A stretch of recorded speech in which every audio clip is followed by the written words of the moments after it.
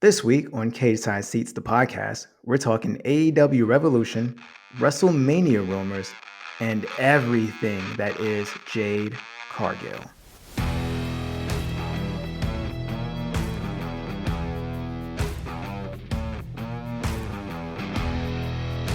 Welcome to Cageside Seats, the podcast. We don't have a good name, but we do have great opinions. I'm your host, Stella Cheeks, and with me, as always, is my co-host, Marcus Benjamin.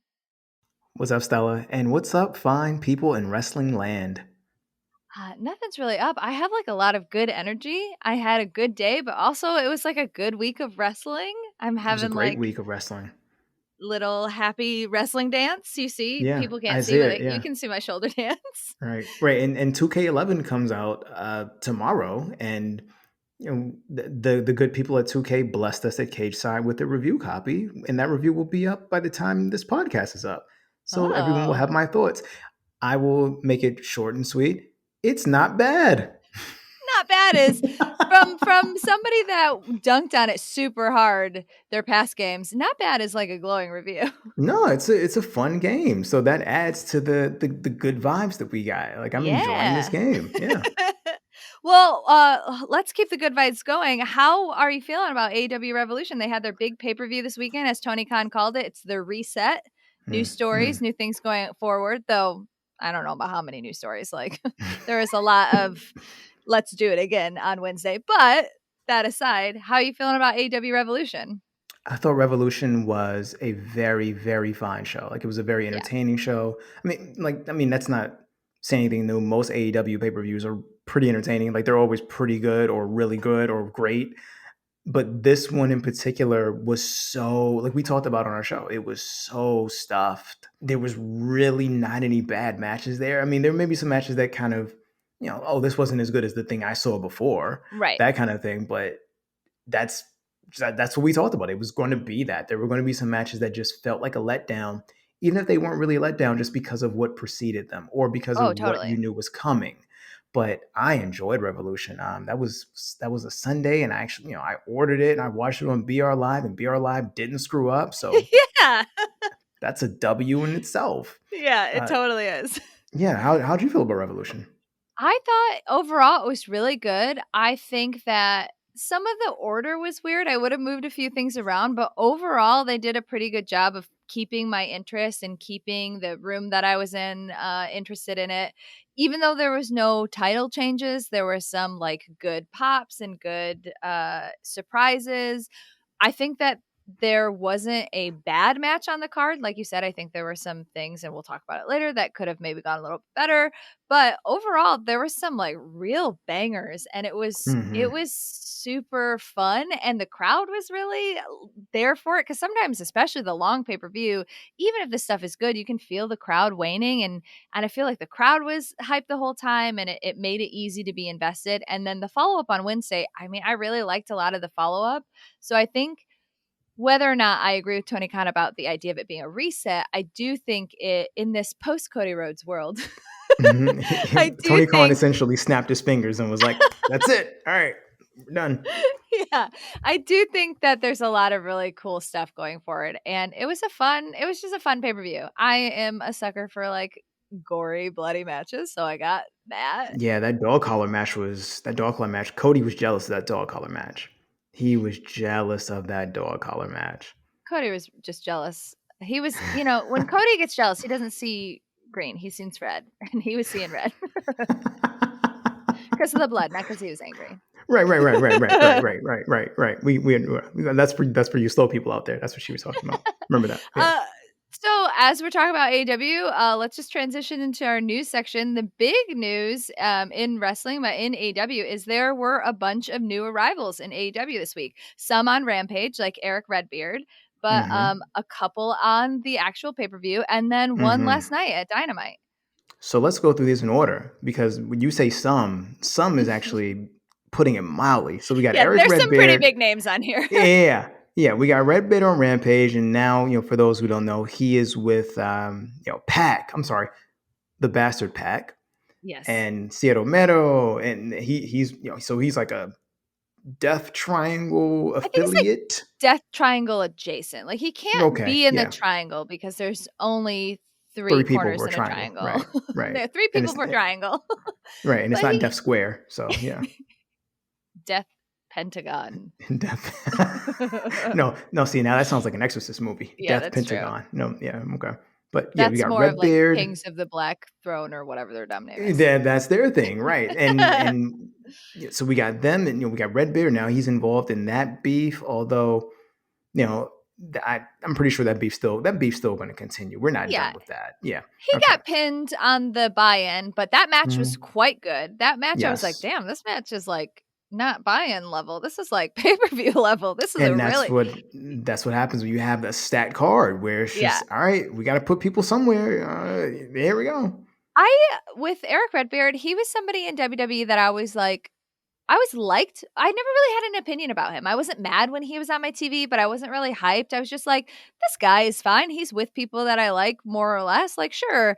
But then he left. Or no, not he left. He did stuff with Daniel Bryan, and I was like, "Oh, I like this pairing. I like that was him." Fun. Yeah, that was so much fun. Yeah, I like him coming out in his like metal band t-shirts, and there's something about him that was very charming. And then when he left WWE or was released by WWE, he just continued to be like a charming, good dude. And I do like his style of wrestling. I did really like the way that the Wyatt family wrestled. I like big dudes who like kick and do lariats and stuff. Like it's very effective. Like I loved the way that Brody wrestled, and I really like seeing him. I like him teaming up with like other gothy metal dudes, but the good gothy metal faction, not the bad gothy metal faction. Though he did get misted in the face, so who knows? Maybe he will be infected by he's the gonna get an eye mist. patch.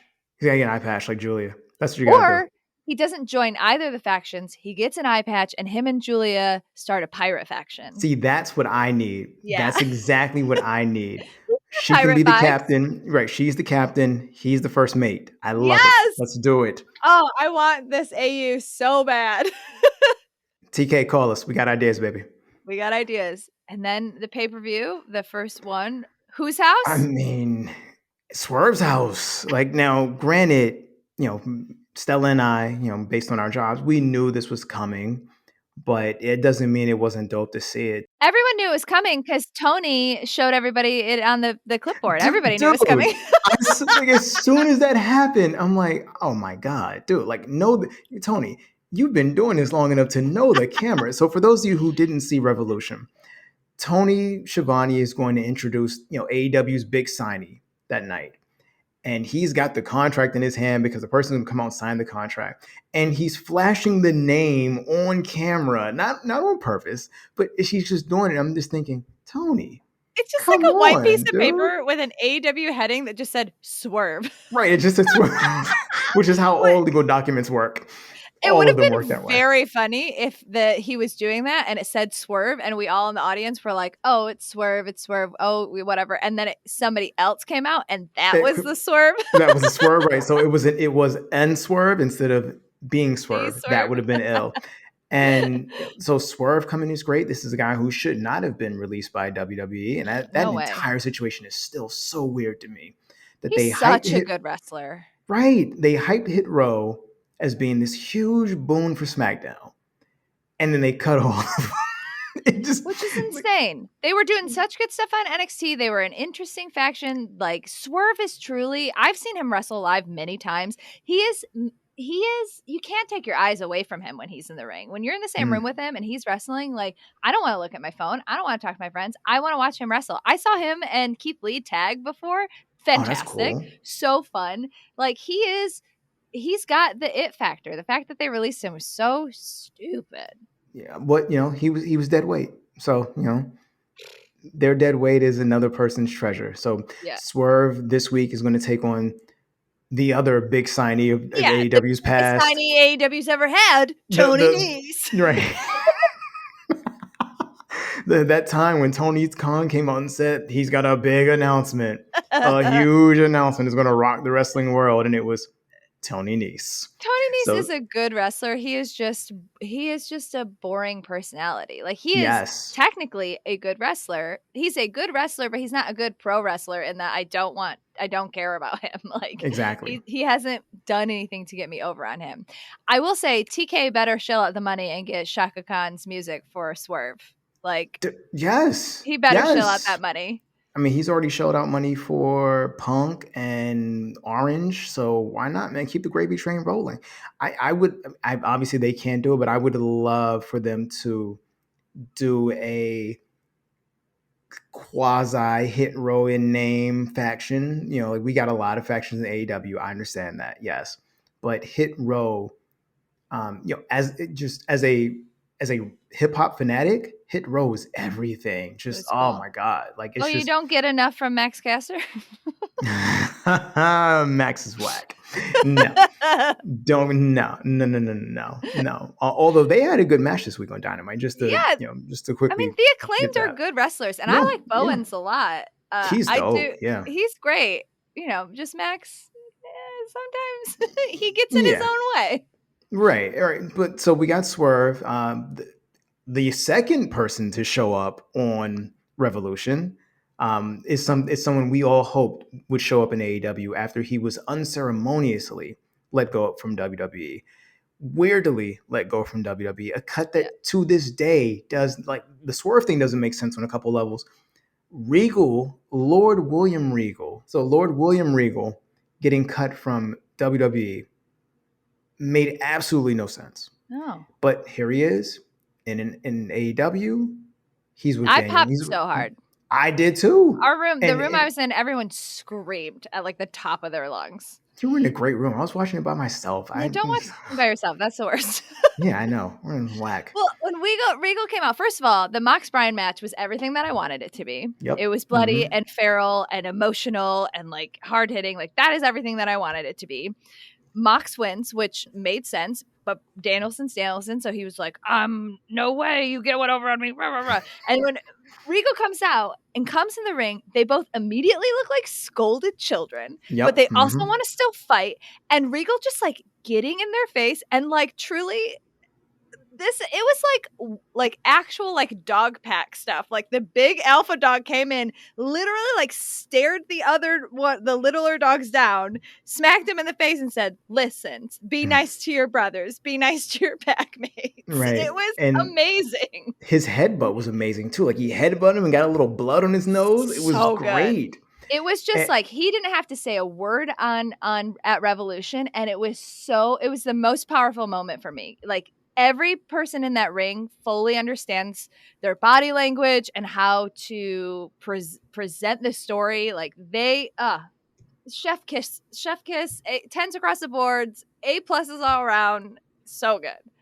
But when he did say something on Dynamite this week, also great. I loved his promo on Dynamite. Yeah, and I understand that he didn't really say anything that much about Moxley because he ran out of time. And I know that some people were saying disparaging things about him to the point where he even came out on Twitter and was like, hey, like I went over on time. That's unprofessional of me. I just had so much to say, whatever, because he is a classy man. Yes. I don't know. Maybe it was just because I was crying that I didn't like it. Just felt real and heartfelt, and like his moment with Tony and like all of the stuff he had to say to Brian. And even though he didn't say a lot about Mox, it was still great and fun. There were so many good tweets too of like, here is my beloved son, Brian Danielson, and here is this random street urchin I found, but also have decided to adopt.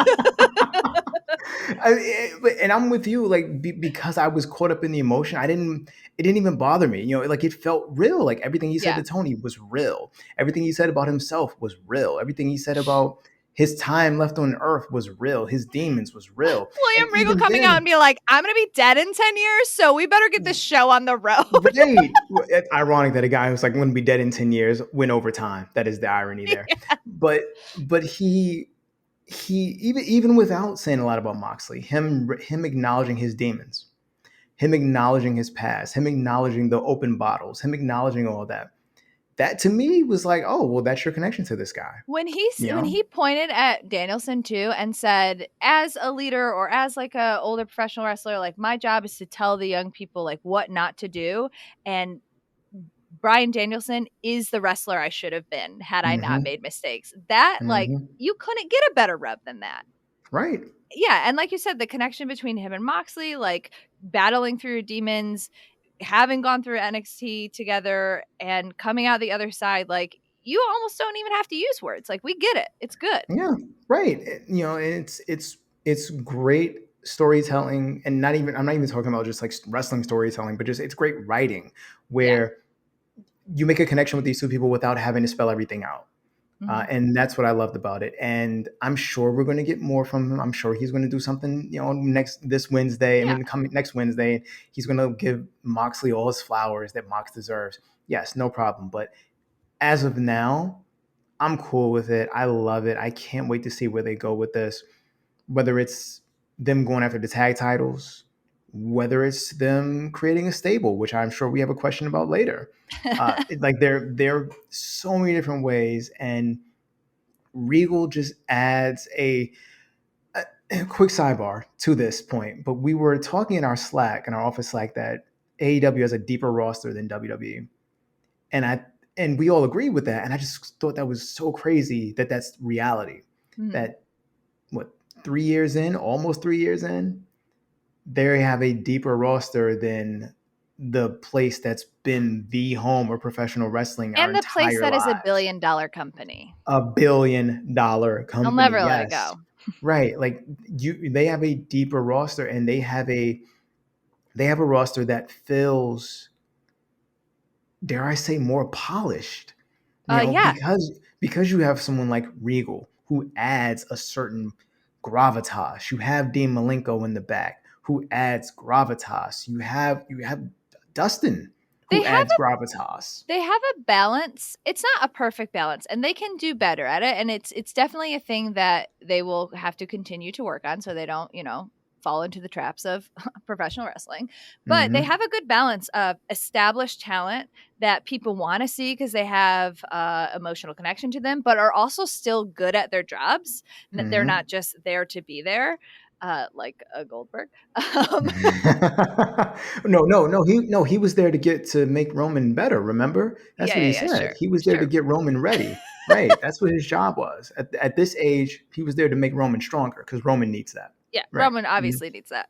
Yeah. But they also have a deep roster of young talent who Mm. is either, I say young in age, but also young in their professional wrestling career. It's not that they're Mm-hmm. not talented, but they still have a lot of polishing to do, still a lot of stuff. So you have this really good balance of like, here's my nostalgia, or here's the people that I love, and I get to see them in a freer environment and do the pro wrestling that they want to do, but also I get to see them bringing up the new talent, and I get to see the future of wrestling without like, the shackles of WWE, which is a very dramatic thing to say, but like is true. Despite Wardlow literally grabbing for a brass ring, you don't feel the politics of, oh well, you just gotta push through the BS and like grab through the brass ring that we know happens at WWE. And I'm not saying that AEW is a perfect thing. I know that No, there are no. faults, and I'm sure there's politicking backstage. And like, I mean, take for instance all the Big Swole stuff. Like, we know it's not perfect. We know that they have stuff to do better.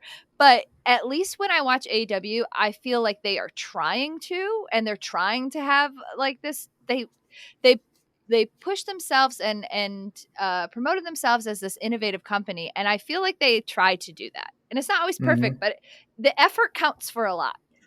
Yeah, most definitely.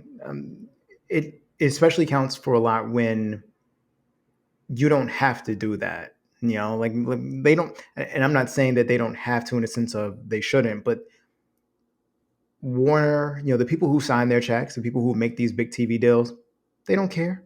Like they don't care. They could just get the Warner Brothers deal and get an HBO Max deal and do whatever else. They'll Get be that the fine. Batman money. Right, get the Batman money. Get you a spinoff on HBO Max like the Penguin. Penguin's got a spinoff coming. Get you one of those. They could do that. Darby could get a show on HBO Max. Cool, but they're Don't give pushing Darby a it. show on HBO Max, He's going to please. get like a Jackass show. He I does guarantee not. you. His art school jackass. We don't need art school jackass. Okay, we Speaking. don't need Okay, that. before we get to the last thing, we have to talk about that very briefly. What in the hell was that in Sting and Darby's intro on Revolution? Their intro Oh, video. they're like truck thing. Yes, Or was that on with the Rampage? No, that was it was revolution because they had a flamethrower. They showed up at like a funeral or something. drove like a truck through like a funeral, like super rude. Like, did you kill this person and now you're interrupting their funeral? Like you said, art house. It is art house jackass. Yeah, it is art school dropout like jackass. And I love Sting and I love Jeff Hardy. I do not love Darby Allin in the way that other people do. There are young talents like Sammy Guevara who is willing to destroy his body for me. Good Lord, and is he ever?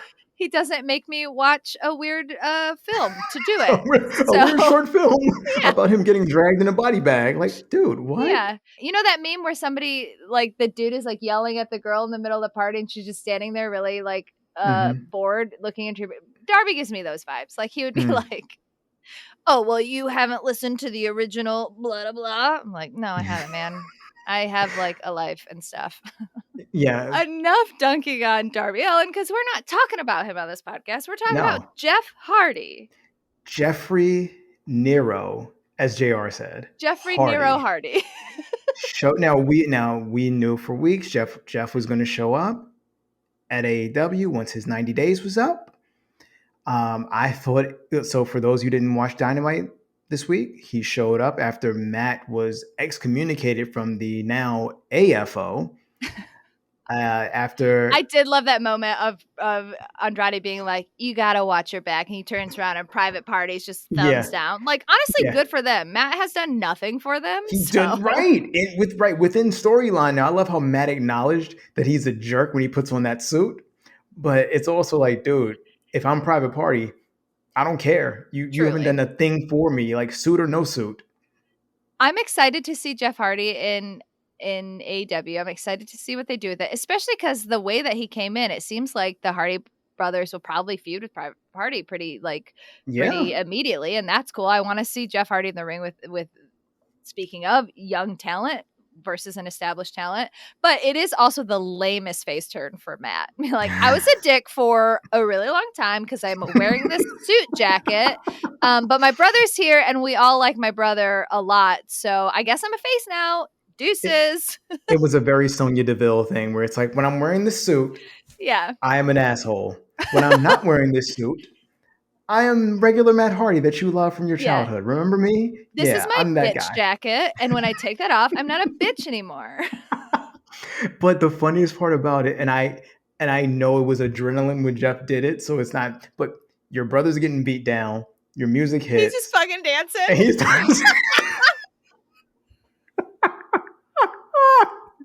It's so good. That's the most Jeff Hardy thing in the world, though, right? To be like, yeah, I just gotta take a moment to dance. Like, yeah, I see you, Matt. I see you, Matt. I got you, bro. Trust me, I got your back. But let me do this real quick. He gets his dance moves out, and he's like, all right, now I'm done. Cool, I got it out of my system. Like, it was so funny, and one thing that NXT does really well, and that AEW traditionally does really well, is making those run-ins feel like real life. Yeah. Right?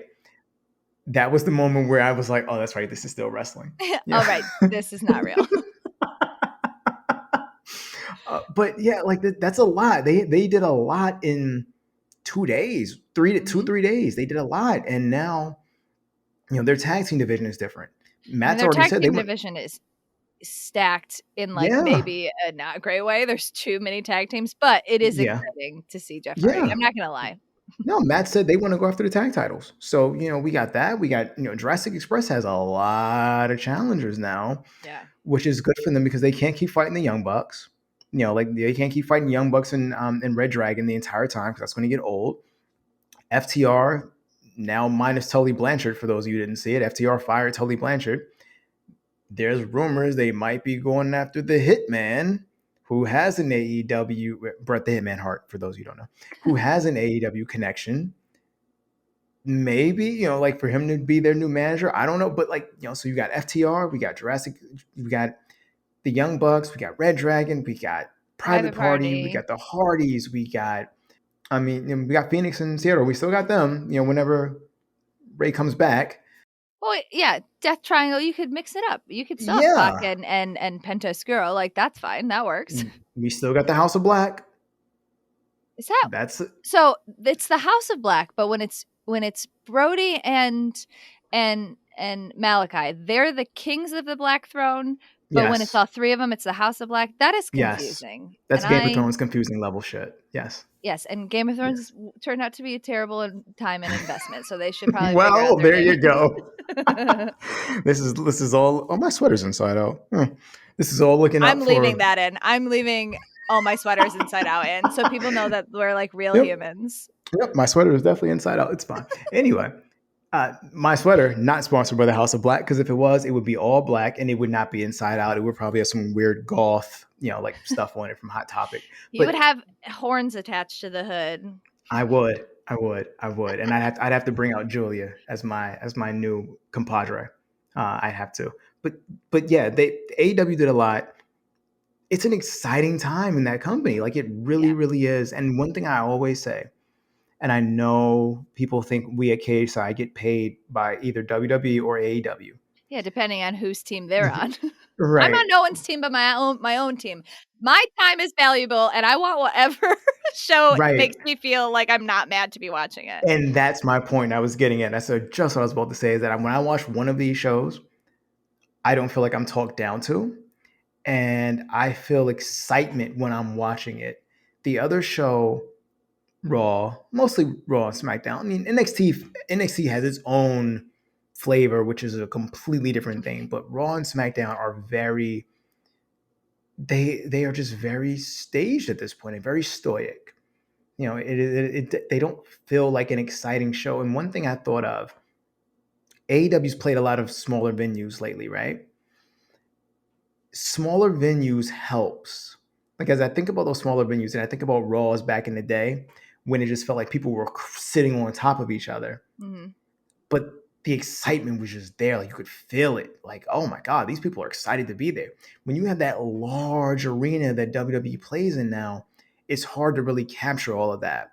So even if those people are excited, and I don't doubt that they are, it never feels like the show has that excitement to it. It doesn't have that momentum, that energy, because it's so massive. Mm-hmm. And I think that is a metaphor for WWE in itself. There's a lot of good happening. There's a lot of interesting happening, but because it's so massive, it gets swallowed up by the whole, and it's hard to really see it. This has been Metaphor Theater. Now we're going to move on. Okay. The other piece of news that I have is that your boy Vader is going to be in the Hall of Fame. About time. Oh, for real. I was actually surprised when they were like, Vader in the Hall of Fame. My first reaction was, wait, he's not? That was my reaction too. I was like, hold up.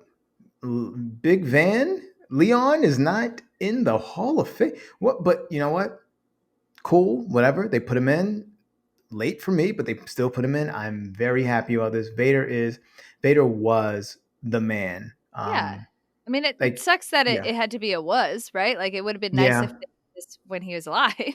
Yeah, it also sucks that he's going in the same year as The Undertaker, because now it's like, well, we're just going to be talking about The Undertaker, and not only that, but the rumor is Vince is inducting him. So even more reason we're just going to be talking about The Undertaker. I think Vince say that he did say that. You're right. Show said, I'm doing it. That's right.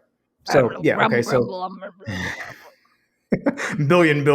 Money. I truly cannot even understand him at this point.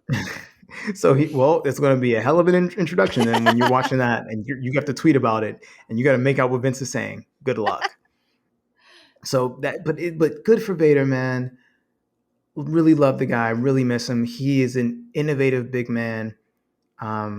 Him, Bam Bam Bigelow, like, those are two guys I just think of, like, those were big men who could move. And I look at what Keith Lee does. Now what Keith is doing now, they set the standard for that. Vader in particular, of this big man who was extremely athletic, could do anything in the ring, knew how to talk, knew how to sell, knew how to just have this character with this aura. When the Vader and Sting in WCW was just classic stuff, even if it got really silly with the Castle of Fear and and Vader telling Sting to come visit him in his castle. Like, it was ridiculous, but it was also 90s wrestling, early 90s wrestling. So this is also the same company that had a RoboCop. It is what it is. I love the man. I loved him on Boy Meets World. especially because that was at the time when I was a kid. So I was still like, so wrestling's real, right? And then seeing Vader show up, I'm like, hold up, what? That doesn't make sense. Like, I'm confused by this. I'm just looking forward to the video package. He deserves it. He is, I grew up watching wrestling, but I also have truly the memory of a goldfish. So when I go back and watch stuff, like some stuff doesn't hold up very well, especially when you hear people be like, "Oh, this was amazing." Then you go watch and you're like, "Was it amazing?" But like he's always one that I'm like, whenever he's on the card and watching an old pay-per-view, I'm like, "Yeah, I love Vader. He rules." So Yeah, good for him. yeah. I'm happy for him, and happy for the family too. For a guy from a company that didn't really give him his props when they had him. Mm-hmm. And that's always the unfortunate part about Vader's career is what happened once he got the WWF, how that didn't go the way anybody wanted, but they're still honoring him.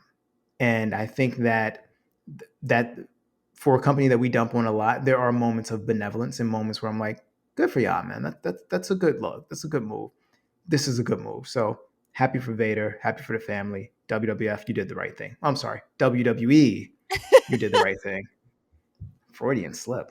Throw into our rumor roundup. So the rumor that I have written down is that Steve Austin, speaking of nostalgia, is not overly enthusiastic about his upcoming match with Kevin Owens. And I think that I like Steve Austin a lot, but I think, how dare you talk about Kevin Owens poorly? you old man. How dare you talk about Kevin Owens badly?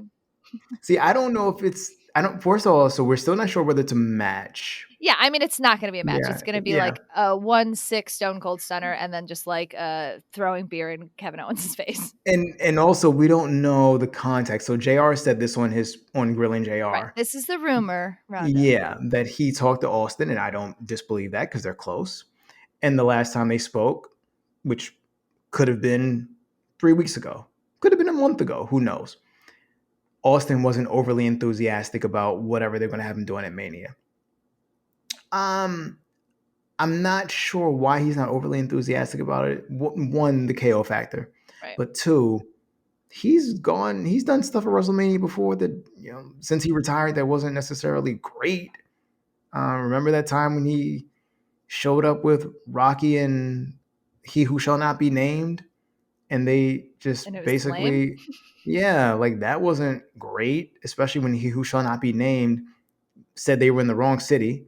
Yeah. So there's that. When he got inducted into the Hall of Fame, he drove around in his ATV around the wrestling ring. All right, like I'm just wondering, like, well, what's your bar here, Stone Cold? Right. Like, what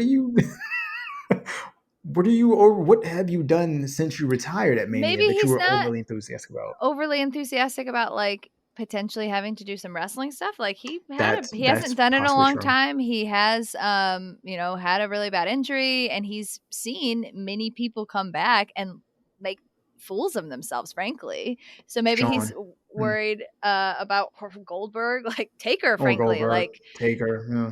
Maybe my guess, I'm being benevolent to him. And maybe he's just like a little worried about, not living up to the Stone Cold name. But And Kevin Owens that's true. rules, so he should be grateful to be in the same ring as Kevin Owens. And KO will take care of him. That's the other thing. Yeah. Like whatever his worries are, KO is going to take care of him. They're going to do good business. It'll be fine. It's going to be entertaining. I know that. I do know. I think maybe, and there's probably another part of him that's like, if he's going to be at WrestleMania in Dallas, maybe he's disappointed because he wishes it was him actually wrestling. Yeah. In a match, as opposed to showing up on the KO show. Yeah, or maybe he's like, I don't know. I like KO, but I really wish I was wrestling Cody Rhodes. That way we could recreate my WrestleMania 13 moment with Bret Hart, where it becomes Cody the one who bleeds, and he passes out from the sharpshooter that I put on him because Cody has to bleed. Yeah, free agent Cody Rhodes, still a free agent. We don't know where he's going. He's saying that he doesn't want to sign with anybody. He loves being a free agent. It's his dream. It's his goals. It's his life. Rumors that he was supposed to be in a program with Seth Rollins at Mania, but who knows? Rumors that he might go to ROH, but who knows? Rumors that, rumors abound. Cody Rhodes, rumor machine. Well, now we know why Seth looked so teary-eyed on Raw past Monday. Yeah, he We know can't be at why. WrestleMania with Cody Rhodes. Right, he was very upset. He was bleeding from his eye, from his like eyebrow. He had a tear in his eye. He was just really emotional because he without KO, without those tag titles, and without Cody, what do you do? Like I think he would have been fine without the tag title if he could have still had Cody. Right. Cody But Rhodes he brings us all together. well, him and Liberty, Liberty is the true liaison of the people, and I just Cody also said this other thing. He wants to really take this time to be a dad. Whatever, man. I'll keep bringing it up because it makes me laugh, but it's still like, come on, man. WrestleMania is like 3 weeks away. Either put up or shut up. Like, what Dude, if they're saving him for a surprise and they expect everybody to freak out and it's just like crickets? I mean, they're in Dallas, Texas. This is a show that's going to have Steve Austin. This is a show that's going to have Roman Reigns, Brock Lesnar, Logan Paul. God knows whatever else Logan surprises they Paul. have. Logan Paul, who turned on The Miz because The Miz was like, I mean, Cleveland's fine. Like, Right. but it's not good. That was such a good heel moment from him. I was about to say that was brilliant heel shit where they were just like, yeah, man, Cleveland's great. You should get a WrestleMania. And he was like, I draw the line at WrestleMania. He's like, I love my town, but I don't live here anymore for a Yeah. reason. I Get left. out of here. Yeah, it's like everyone who was famous here left. I do No, love that me was some yeah. Miz. Miz is dope. Miz is always one of the best parts of Raw. Yeah, Consistently. Always. He rules. So what's living rent free in your head this week? Well, it's not the Miz. I can tell you that much. It is so for anyone who hasn't watched NXT recently, and I would say recently being like probably the past month, they do these barbershop segments with Carmelo Hayes and Trick Williams, where they act as both promo for Melo and Trick, but also sort of like promo for NXT as a whole. And right? be clear, they're actually on site in a barbershop. It's right. not They're like in a barbershop. It's not like Shawn Michaels Yeah. and Brutus Beefcake thing or whatever. Like, nah, it's not that. Like, they're in an actual barbershop somewhere in Florida. And you can tell they're in Florida because everyone's normally wearing Florida related stuff. Like this past week, Trick had on an Orlando Magic jersey, throwback jersey, and they just talk. They're talking wrestling, but they're talking wrestling the way you would talk about in a barbershop, and that is something that I know comes from Melo and Trick. Oh, for sure. And I love that it's there. Like much like we were just talking about, Hit Row added an element to NXT and WWE that was not there, and it felt authentic. Those barbershop segments feel authentic. They feel real, and that's an element they do not have. And as as a Black man who goes to the barbershop and knows how these things work, and I've been doing that my entire life, that's how it is. It's a lot of trash talk. It's a lot of brothers just shooting the shit back and forth about whatever. It's a lot of clowning each other. It's a lot of just talking about God knows what. And they find a way to do that. Not make it look corny, which is really important to me because that could easily come off as corny. And it they feels sell natural. Yes, it feels natural. It feels like they're not going on a script. Like that really feels like, Melo is so in character. Trick is so in character. Like they just know who these characters are they're playing, that they just know how to put them in any situation, be it a haunted house or be it a barbershop. And the people around them, I'm assuming they're actors, aren't phoning it in either. Like they're acting like they're real participants, they're real patrons of this barbershop. And it's not like Coming to America barbershop scene funny, but it is clever at times. It's whimsical. It's I think informative. it works to get Carmelo Hayes because for me, and maybe I'm wrong, but Carmelo Hayes is like a tweener for me. Like he is not a capital H heel in this land of heels in WWE, but he is cocky and he's not a babyface either. And I think seeing him in the barbershop, which feels very natural for him, and he's surrounded by his friends, so he feels very likable, but they're also like trash talking and whatever. So I think it just brings really home that he he is neither good nor bad. He just exists to never miss. Right, like it's basically his catchphrase. That's all it is, and that's all it's going to be. Like Yeah. that's what he is. Like he is I, and I am him. Take it That's or part of leave the it. reason why his promos feel so natural too, because he's like, I'm not playing bad, I'm not playing good, I'm just Carmelo Hayes. I am what I am, and that just happens to be the best. And so I think his promos feel really natural, and those barbershop segments are fantastic. I think, and they break up the show so nicely to like leave and go somewhere, and not just like when we do like the lashing out, Well, like that's not, they don't go somewhere, they go backstage, right, and put so some you don't chairs. like when we go to the Toxic Lounge? You don't like that? No, You I'm don't. not a huge fan of the Toxic Lounge. I like lashing out, but like it's just like a backstage. It's not like an Yeah, actual new it's clearly place. it's clearly like in like a room that they have Right. sectioned off in the back of the performance center. Yeah. When Hit Row would be in the like studio, or even, I'm not loving the Tony D'Angelo stuff, but like even him like on site in a restaurant, like those Mhm. segments, like I feel like break up NXT really well. But the barbershop one is obviously the best one. Yeah, and it's always on my mind because it's just really well done, and like I said, it's just a different flavor, and they Mhm. need that. And props to them. Like we talked about last week, Mello clearly has full control of his character and what he's doing. Trick is the same way. Yeah, I feel like people don't talk about Trick enough. Like Trick Williams, Yo, like we talk about him a Carmelo's the lot. star, but Trick is he is underrated and underappreciated. He's very funny. He's like a great straight man, but he's also like a good wrestler. They Hmm. play off each other so well. I like that. I mean, I'm sure it's wrestling, so eventually they'll have like a feud where they hate each other or whatever. But I like that he does. You don't feel like a competition between them. They're just like, he's there because he's there to support his friend, and I like their dynamic a lot. And also he's very funny on the mic. He's hilarious. Like and not only that, but he knows how to sell everything. And that haunted house I mentioned, that haunted house segment that they did It it, with it with anybody with else it would have Dexter, sucked. exactly. But Trick specifically, like Mello was good, but Trick was great because Trick had the perfect reactions to every single Mhm. thing, whether it was on his face, whether it was what he said, whether it was the way he moved. Like he just knew what to do, and he made it silly, but not silly in the this is dumb, silly in the this is hilarious, silly. Yeah. And that's a tough line to walk, and he knows how to do it. And again, they're both great. Just keep it going. The best thing about NXT on a weekly basis. The second best thing about NXT on a weekly basis. The Yeah, first we know thing what the is, first thing yeah, is. that's right. Yes. Okay. They've been displaced. Sorry, boys. You've been displaced by, as one of the commenters said on our site, Thicky Steamboat. Oh my god. That is hilarious.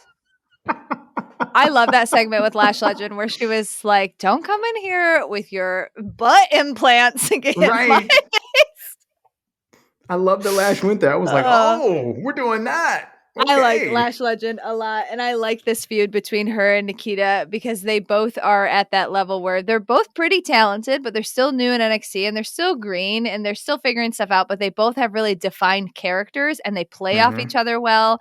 I like their feud a lot. It's going to be fun. It's fun. Their segment was dope. They like Lash was just very much just like, yo, like she had that energy on a 10, and Nikki Yeah. was just sitting back. Nikita was just sitting back on some, yeah, right, yeah. Like it was very much a 5. I love And that Lash was like, "So is your mom a slut?" right. and Nikita was like, "She's a free spirit." And in my head, I was like, "Oh, so she's like a slut, but we approve of it." Right. And I Yeah. mean Like, that like slut rights, like I'm here for it. It was just a funny way of being like, "Yes, my mother is a free spirit." and it was also a nice little way for Lash to be like, so she's a slut, so that means you a slut, right? That's what that is. That's what that means. Oh, okay. So you're doing that too. Well, and also Nikita coming out and having, we're all like thirsting over her or whatever, and to Hmm. have Lash call her out and be like, the reason you're popular, we all know the reason you're popular. I think it's really smart to just say the thing out loud. And then it gives Nikita a chance to be like, yeah, I'm stupid hot, but also I'm talented. Let me prove that to you. And I think by saying it out loud, it will reinforce that, like, she is also very talented. And yes, we can all thirst, but like that is not the most important thing about her. She's not here just because she's super hot. She's here because she's super hot and really talented. And I like that. And it also robs like you said, it takes the strength out of that criticism. And that's perfect for Lash to say that because no one else could. Right. No other wrestler in NXT could say that. Maybe Tiffany Stratton. Maybe. But I feel like it would come off a lot. It would come off in a way that maybe it wouldn't have as much like agency for Nikita or something. It would just be like nastier, I think. Exactly right. Tiffany Stratton would say it very much in the daddy's little girl way. Yeah. Of like, oh, I'm spoiled. You all know what I'm talking about. I can't do the thing. I'm not a spoiled little girl. You know what that sounds like. Whereas know what your Halloween costume is going to be. Tiffany Stratton, that's right. Spoiled little girl. But whereas Lash brings that Wendy Williams vibe like we talked about, and she can, that's her talk show. She just says the real. And props to them for finally using the talk show to forward a feud. Like we mentioned last week, they're actually using it to do the thing that it should be doing.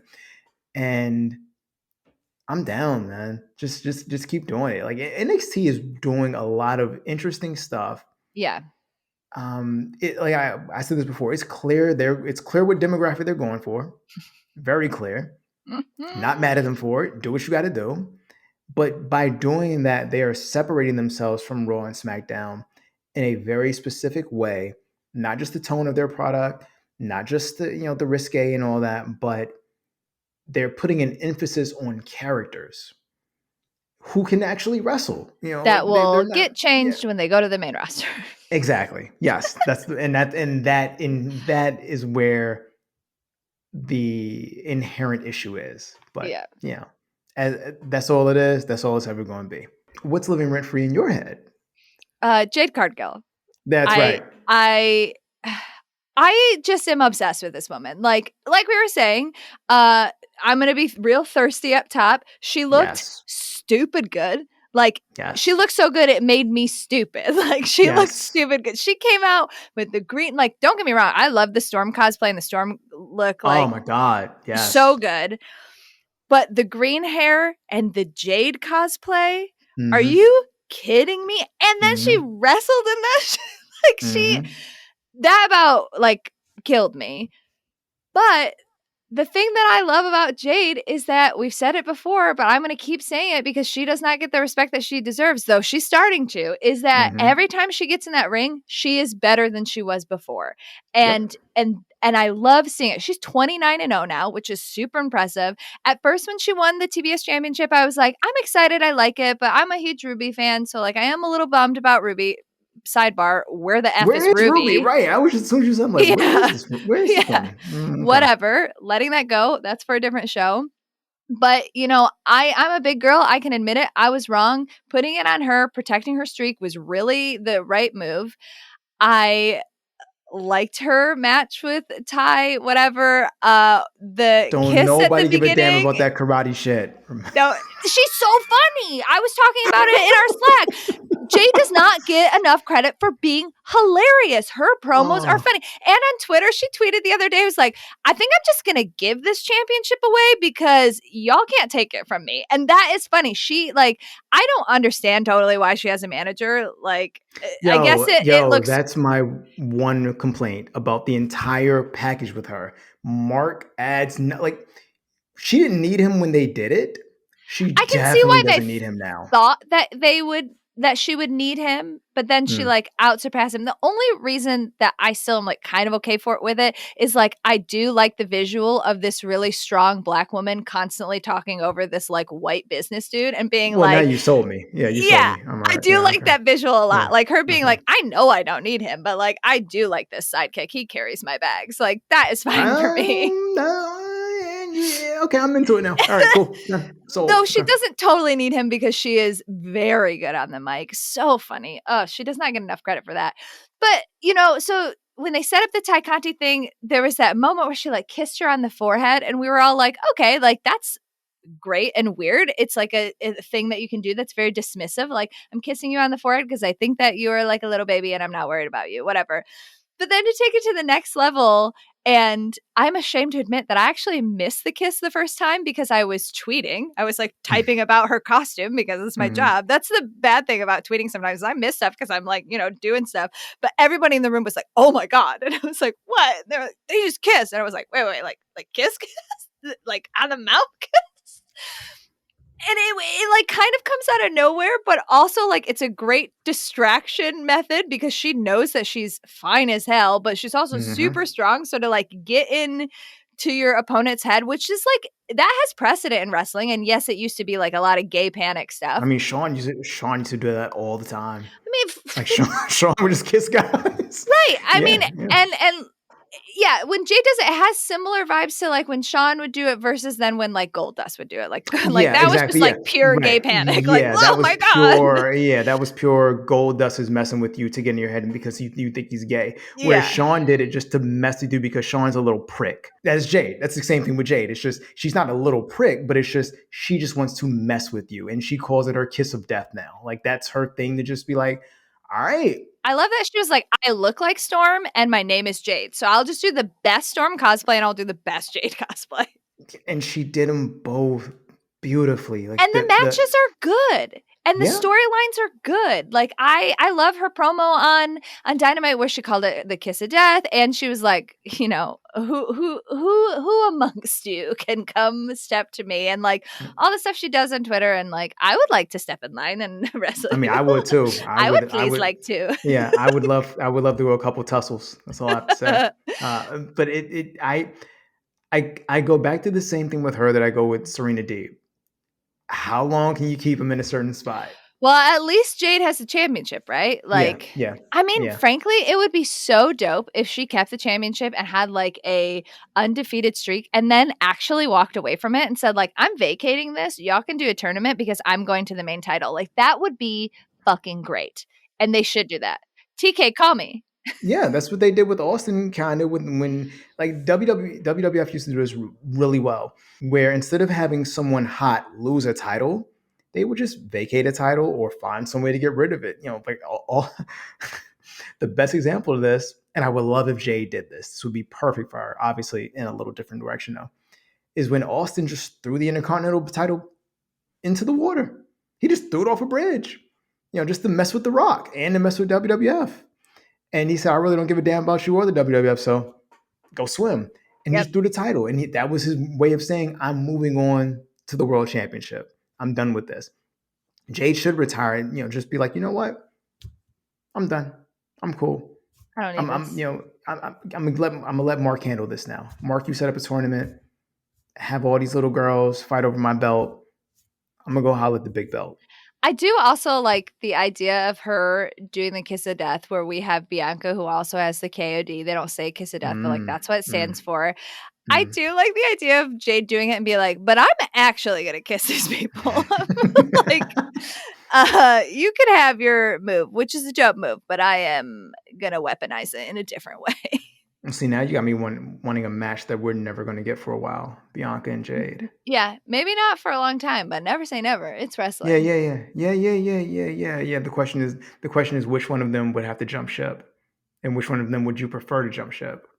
I like both of them right where they are right now. Okay, so we'll get there eventually. Yeah, someday. I really like Jade Cargill a lot, and that she's gonna be living on my mind because she hits it all for me. She is a capital P, capital W pro wrestler. She's got it. She hits it all. I am here for everything she's doing. Jade is a star. Like she's like just looking at like you always talk about presentation. She is probably the best on their roster at just presentation. Like she knows how to work everything. She gets it. She knows how to work the camera. She knows how to work her body so that it's presented a certain way. She knows how to, she knows all of this stuff. And like you said, she just gets it. Like and you can tell that she's been training with Bryan Danielson. Like that training is showing. And like if Danielson believes in her, like who am I, a mere wrestling peon, to talk ill against Jade Bryan Danielson, and I'm just gonna go ahead and throw William Regal in there. And I William mean, Regal. may as well. And Mox for just because. Just Yeah, throw yeah, in yeah. Mox just because. Yeah, right. That's a Oh, good transition to oh, our listener questions. So we uh-huh. have a question from Warwick from Chicago. If you were William Regal, what young wrestler in AEW would you draft to join Bryan and Mox? Well, now Jade my Cargill. brain says Jade Cargill. Yep, that's it. We I both the want same answer. it. Jade Cargill. That's it. Dump Mark. Go ride with them.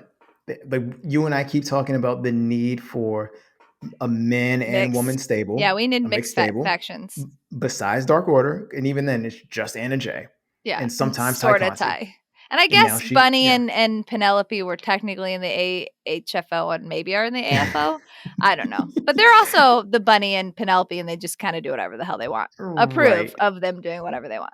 Yeah, but yeah, that's a threesome. That would be really serious from a wrestling standpoint and a character standpoint.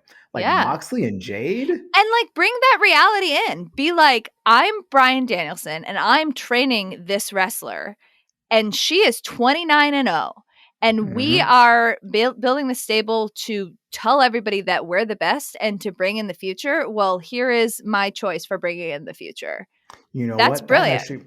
That's actually really cool that the both of them should have to go find someone, Yeah. right? So It'll be Brian like gets generations. William Regal right. finds Bryan Danielson and John Moxley, and then each of them have to find somebody. It's like an MLM, but wrestling. Right. And it's almost like it's a family tree. You know, you Yeah. got here and then it comes down, it comes down. I like that you So went family tree and I went multi-level marketing scheme. that shows the difference in our personalities. Me, it's all bright and hopeful and cheerful. You, it's all a hustle. Everyone's well, hustling you. So who does Mox get? So because who does if Mox he's getting get? Jade, does Mox go after Willer Yuta? Does Mox go after? I mean, it would be someone he's wrestled more than likely. Yeah. I don't know who Mox would go after because in this fictional world. Because he's wrestled Daniel Garcia, but Daniel Garcia is already spoken for in the new Right. Christopher Jericho alliance. Whatever. Man, I don't know who he would get. He might be like, you know what, you got to wrestle me to prove it. Yeah, I love that. You have to go through it's very Greek. You have to go through the trial of Moxley to become in our faction. Yeah, pretty much. The problem is I'm thinking of people and there are so many people in factions. I'm like, so you're just going to steal somebody from one faction to put them in another faction? And honestly, the truth is I don't watch Dark or Elevation because I watch too much wrestling. So there are a lot of people in AEW that I am like not as familiar with. And so I assume that there's got to be some good talent that's more on the ancillary shows. There are, and I watch Dark and Elevation sparingly. There are definitely people on there who would fit the bill. It's just a matter of how do you get into that from Mox? And I do think fighting him, bleeding with him. I mean, what about like a Lee Moriarty? Oh, that would be Breaking cool. kayfabe here. I am on the AEW roster website, and each person who's in a faction or a tag team has their name on there, and Lee Moriarty is not associated with anybody. There you go. I mean, that makes sense. Or we saw Dante Martin get a nice rub going up against Hangman this past but his week. brother's back. Oh yeah, that's right. Yeah, you can't get both of them. And he already tried the whole "I'm going to be in a group" thing. That was the weirdest angle, where he joined Team Taz for like a day. Well, Team Taz had snacks. Oh, that's true. But they must have run out of snacks. Oh, what if Moxley managed to hustle Hook away from his dad? That would be something. So it'd be Hook, Mox, Danielson, Jade. That would be cool. something. That would be cool. TK, call us. TK, call us. We have really good ideas. All right, we do have one more question. This is from Ben from Philadelphia. I don't know why I'm saying where people are from, but I like to envision that I am a old-timey talk show host on Sirius Radio. What Raw superstars do you see making the trip to NXT after Ziggler and Rude? New NXT champion Dolph Ziggler. It pains me deep in my soul to say this. I think it was the right choice. I said the same thing. It was the right choice. It was a fantastic match. It was super good. Yeah, and it's the right choice because it's unpredictable, and now Right. you don't know what's going to happen. If And NXT if title runs, frankly, are too long. All of yeah, them. They are yeah, too long, and it always becomes stagnant near the end. And to mix it up, I think is smart. And also, Dolph's not going to hold it for very long. Breaker's going to get it back, and like it's going to make Breaker look good Mania season. yeah, exactly right. Look, Dolph is there to bring up the young pup. You know, oh, ooh. I would actually like to see. I don't know if I think he might be too big, and I don't mean physically. I think he might just be too big at this point. Bobby Lashley would be interesting. Yeah, I think I don't he's know way too big. why. Because Yeah, anything yeah, Bobby Lashley does rules. That's why. right. That's probably why I was just like Bobby Lashley would go, but like, but maybe MVP just as a talker. Like That would trying to be expand, interesting. like just trying to reboot. And I'm using What quotation, about terrible radio thing. the Hurt business? What about That's what like that's where I was going. He could reboot the Hurt Business, but you're actually talking about Cedric and yeah. Shelton. I hate that they call them that, but yeah, like they would be Yeah, they cool should as have their just own name. they would be cool as a tag team, and they would also just be cool as singles. Like break them up. Let Shelton and Cedric go somewhere where they can do what they can do best. Yeah. And I think right now that would be NXT. I would love to see a Shelton and Cedric, Mello and Trick feud, or Shelton and Cedric versus Imperium. That would be That would be interesting. fun. I so Dolphin and Robert were not really doing that much on the main roster, so it makes sense to put them down there to do something. But part of me is like, I want some people who are doing some stuff on the main roster, but are not maybe like in a main storyline to go down there because I feel like not go down there permanently, but do how they're doing now, where they're going back and forth, right? Like I would love to see Chad Gable and Otis go down there and muck Oh, that would be around, cool. right? Like there's some Yeah. really good talkers like even if it's just for a month, right? What if like Chad Gable goes down there and interrupts Carmelo Hayes and they have like a feud for the belt and Carmelo Hayes wins or whatever and then Chad goes back to the roster and continues to like start or killing it cuz he's doing a great job, but like they're both really good talkers, they're different styles. Like that could be really cool. I don't think it should just be like, this person's not really doing much, so let's just throw him to NXT cuz then it just becomes kind of like a weird minor league trade. Like I would like it to be people who are doing stuff. Like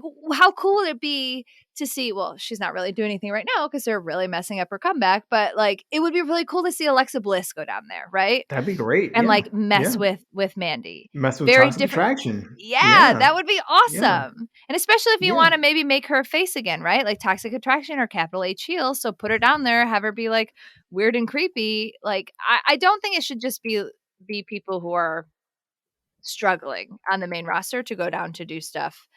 And Dolph is somebody who's just he's somebody for me, like I don't really like his wrestling personality and I don't necessarily like his vibe outside of the ring, but he is a phenomenal wrestler. So he is somebody that is, when they don't know what to do with somebody, they put him against Dolph. And that was smart of him to use him in NXT.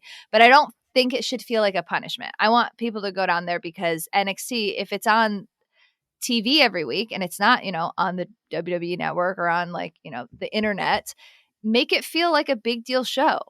Like it shouldn't make it feel like a third brand. Don't make it feel like developmental. And like sometimes they do it, sometimes they don't. But like if we're gonna move people around, move people around. Well, see, the minute Dolph is now the champion of NXT, it can't be a developmental. Right. Like just that alone makes that null and void. I agree with you in the sense that it should be someone who's doing something because it makes whoever they're wrestling with, whatever program they're in, mean something. Yeah. Like Dolph, like you said, Dolph wasn't doing a lot, but he was still doing something. So it He's still meant, always on TV. yeah, and his skill as a wrestler is never in doubt. Even within kayfabe, yeah, he loses a lot of matches, but his skill was never in doubt.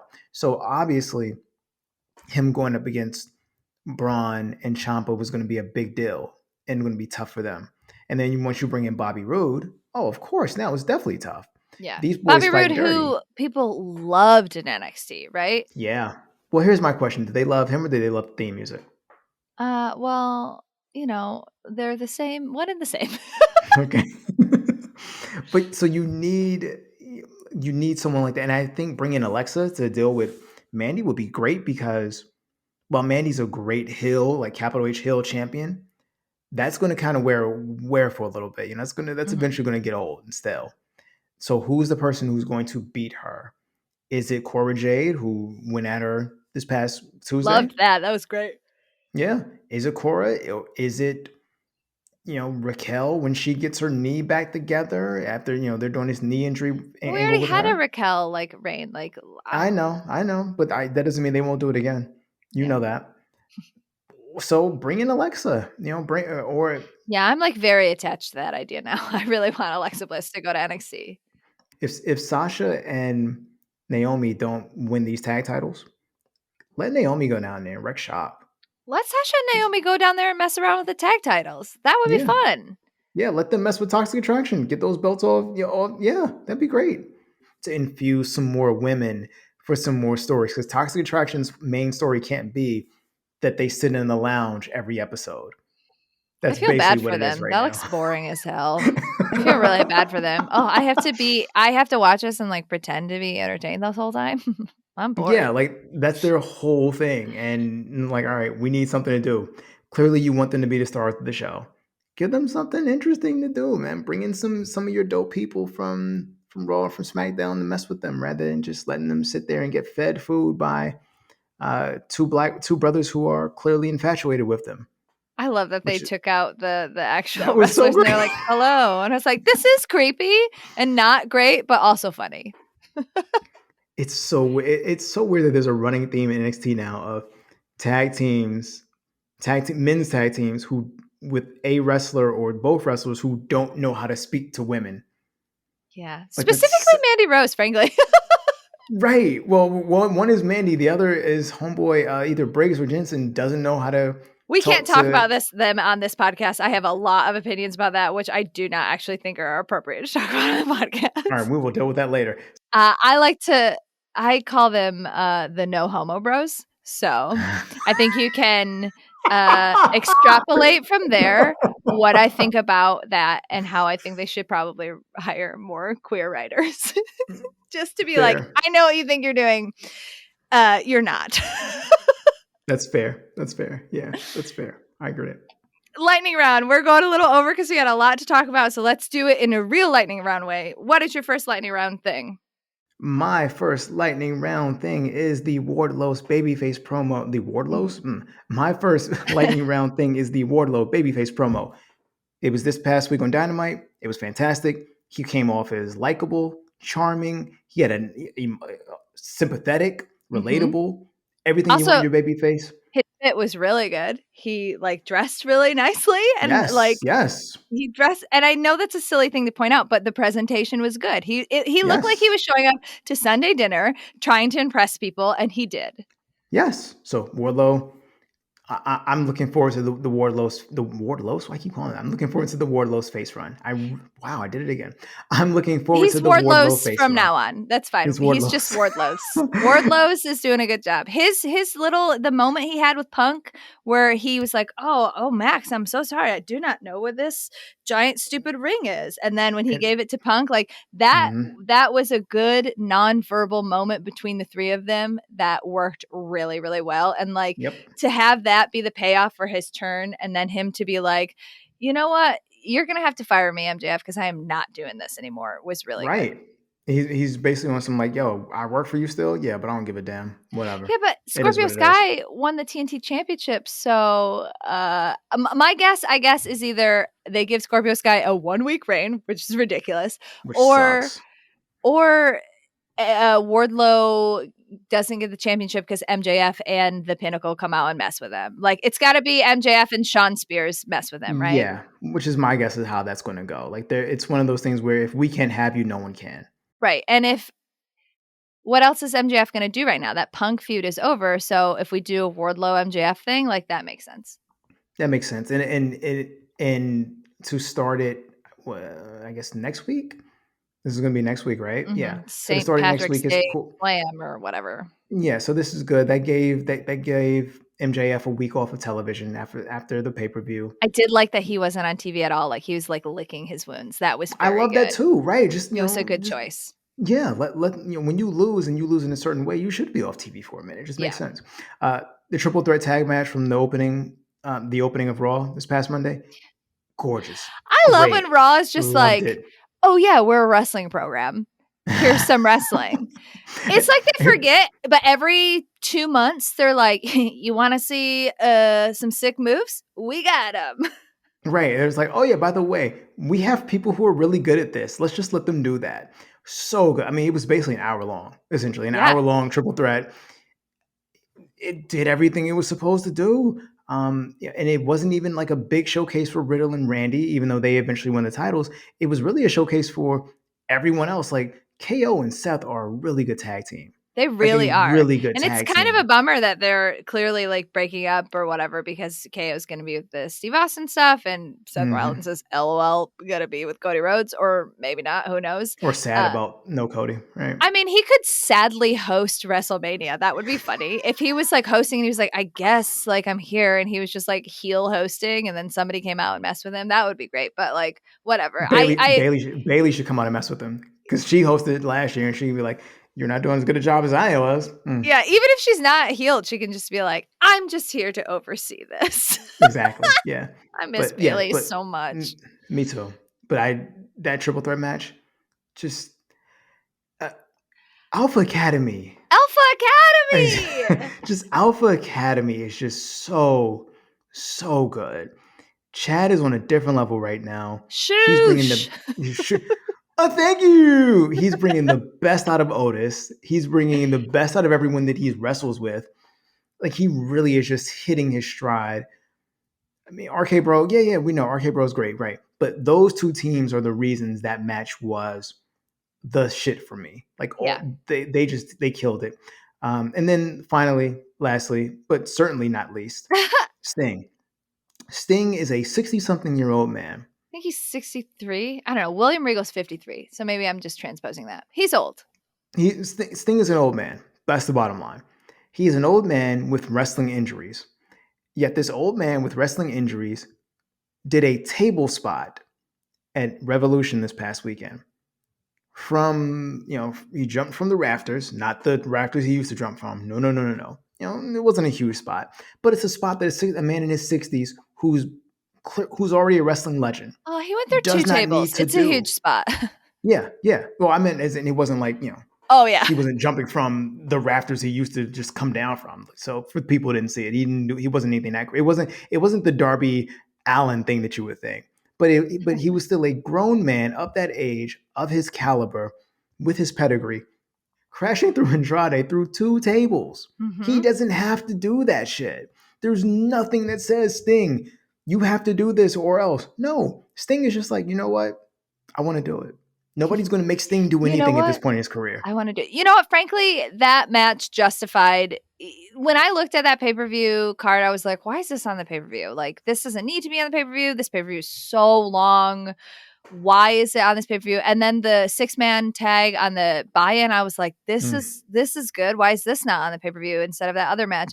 And like, I still, in my heart of hearts, believe that match did not need to be on the pay-per-view. But I think they all were like, so I think we might be the filler match. Let's make it not a filler match and be crazy. And that's how it felt. And so they made it worth our time. Yeah. And just, again, man, props to Sting. Dude, his legend is already solidified. Yeah.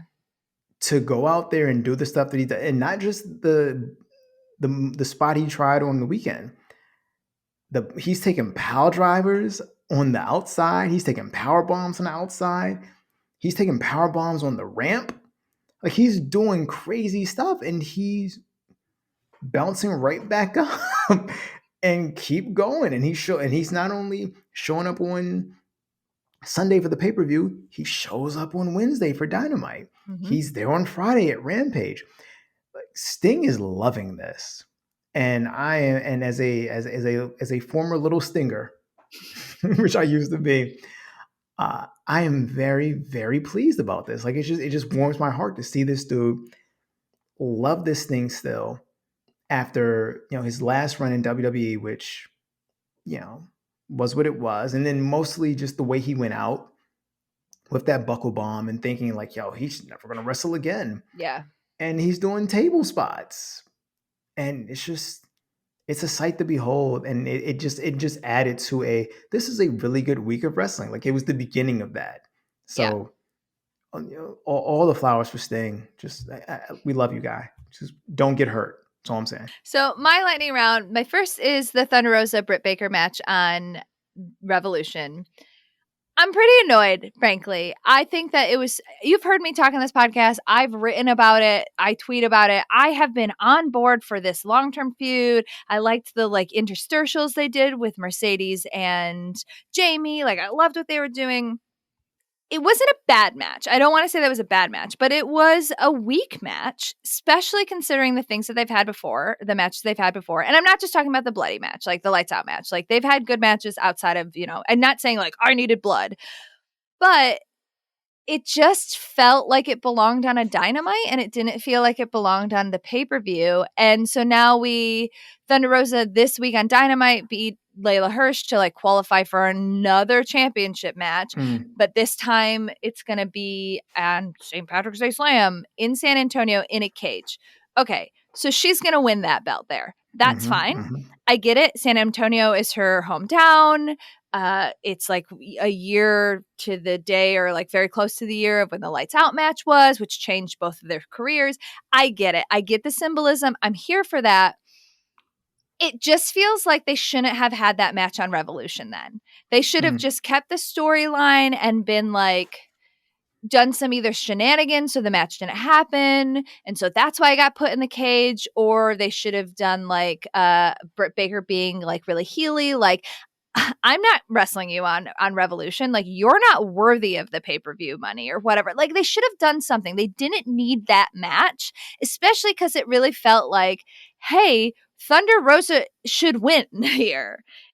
And I get that they wanted the symbolism, but it was not needed there, and they should have done something else. And again, I don't think that it was a bad match, but it was a disappointing match, and it was a disappointing blip on this really overall good storyline. To make it worse, it becomes more disappointing in hindsight when you see, oh, so you were just gonna have another match. Yeah. Oh, okay. They should have done some shenanigan-y thing, right? They should have attacked Thunder Rosa backstage so she couldn't wrestle. Britt comes out, cuts a promo. TK comes out and is no, that's not how this goes down. You're going to fight her in 2 weeks when she's healed in a cage. That's it. Simple. Easy. Done. And it wasn't the only women's match on the card, so people wouldn't be theoretically pissed about that. I guess people could be upset about it. It's easy to be upset when you're a women's wrestling fan because you're dicked over all the time. But storyline wise, that makes more sense instead of just having a kind of basic match. And it's not like TK doesn't have other women in the back that he could easily just have come out and wrestle. I'd be he this past week on Dynamite. Obviously, it was scripted to go this way, but Hangman and Dante didn't go a full 60, so he scheduled another match. Right. They do these things within the storyline all the time. It's a very easy out of, we're going to do this thing in 2 weeks. We don't need to do it this way right now. Right. Because you're right, it's pointless. It just felt bad. And the match itself just suffered from placement, like we talked about. It really did. It really should not have gone after the dog collar match. That was rough placement. No. Yeah. Because especially if you're going to have a pretty basic match. Don't put it after that. Yeah. The crowd was out of it. It's not to say they don't love Thunder. They don't love Britt. Of course they do. But they were spent. Yeah. They were emotionally gone. You need the fun match after that. You need the insanity that we got with that 6-man. Yeah. That's what you need after the dog collar match. And Britt and Thunder weren't going to do that. And, it's unfortunate for both of them. But I'm sure their cage match will be a thing. I'm sure that will be dope. And that is the light at the end of the tunnel. Okay, at least we'll get the moment that we should have got, right? Whatever. AEW hasn't done many cage matches either. No, I think it will be good, and it should be in a cage. And like that one blip didn't ruin this whole storyline for me. It was just like annoying. Yeah. Well, what else you got for your lightning? CM Punk's old school entrance, I thought it was awesome. I didn't watch a lot of old ROH stuff, but I was in a room full of people who did. And the way that they reacted to it, like experiencing their fandom through that and like knowing the storyline of like MJF being like, I grew up liking you and whatever. And I know he was probably talking about WWE stuff, but like Punk being like, I'm taking it back to my roots to fight you. And especially like after the announcement of TK buying ROH, like it was just a cool moment. It was a really cool moment. His regular music played after he won. It's not like he's redoing his whole character. I totally didn't follow a lot of it, but I know some people were arguing about it. Even Punk was arguing on the internet. Like, I don't need any of that. It was a cool moment. I was really happy to be in a room with people who really liked it. And it was for them. And I watched them have that moment. And I thought it was a really cool setup to that match. We're both, nerds, and we both watch comic book movies a lot. We're both familiar with Easter eggs. Mm-hmm. That's all that was. It was an Easter egg. It was an Easter egg. It was an Easter egg for the people who get it. It was a variant cover, man. It was him, and it was like, I'm buying the main storyline, but here's my variant cover of his old school like outfit. That's all it was. It was a cool moment. Let it be a cool moment. It's Wolverine putting on the brown and tan costume for like an issue. All right, cool. It's orange. I'm sorry, brown and orange. That is orange, isn't it? That's weird. Tan is just a different shade of brown. Fair enough. Okay. It's Wolverine. My bad. Sorry. It's Wolverine putting on the brown and orange costume for up for an issue. And you're just like, oh, all right, cool. But the point is, it's just for that one thing. It serves a purpose that's normally some sort of poetic or artistic purpose, which is exactly what Punk would do. Yeah. And he was making a point. And I didn't watch any ROH stuff, but I know of his history in ROH. And I was like, oh, this is cool. Like, so I, as the fan who I guess would be one of those fans on Twitter who was like, oh, why didn't they explain this? Not everything needs to be explained to you.